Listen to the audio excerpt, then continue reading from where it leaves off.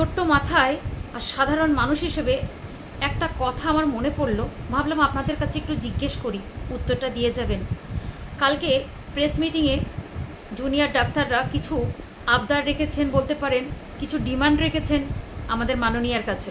খুব ভালো কথা, সবটাই শুনেছি।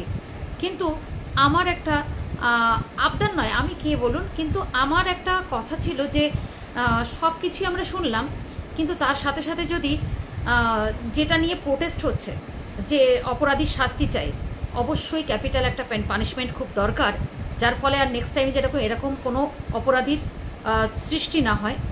এটা একটা ফার্স্ট।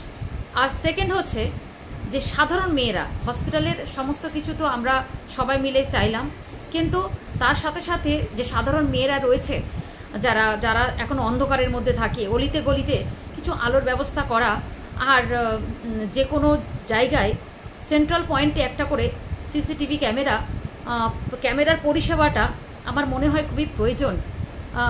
প্রত্যেক এলাকায় একটা একটা করে সেন্ট্রাল পয়েন্টে একটা সিসিটিভি ক্যামেরা, প্লাস যেখানে লাইটের অভাব, মানে আলোর, সেখানে এটার ব্যবস্থা করলে মনে হয় তার সাথে খুব ভালো লাগতো।